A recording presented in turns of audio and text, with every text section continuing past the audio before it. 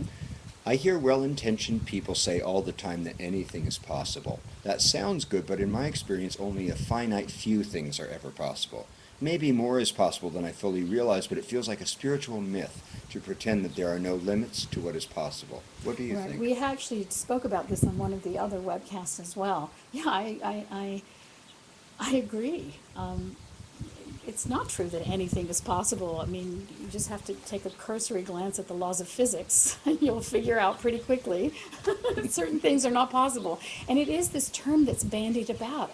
And whenever anyone says it, everyone around goes, yeah, yeah, anything's possible. You know, and you know, one of the things about this perspective is that you bump up your levels of discernment.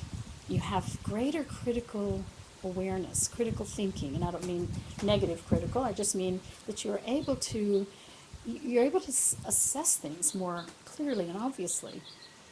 And so you start to notice when you hear things like anything is possible, a little red flag goes up and says, wait a minute, that's not exactly true. I mean, you don't have to make a big deal about it to the person saying it, but you yourself can avoid saying it, you know.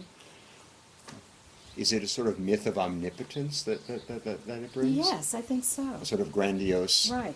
That somehow there's some magical, controller in the sky who can just make any old thing possible. Horses could fly and we'll live forever. And Or if you just think about it hard enough. yes, if you think about it hard enough, you can wish it to be, and it will be so. Isn't it hard to not fall into that in our culture? The sort of have it all Yeah. culture and live your best life Yes, culture. yes, it's true. The American way is to just. So how is it possible to feel empowered without being grandiose? Well, I think that, I would even make a case for the real empowerment, not feeling grandiose, because if you are feeling grandiose, you're on dangerous, there's an insecurity with that. You know that you can't maintain it.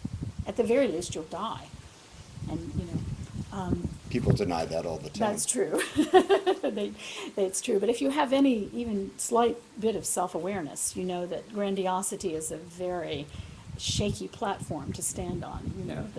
That we've seen the mighty fall so many times.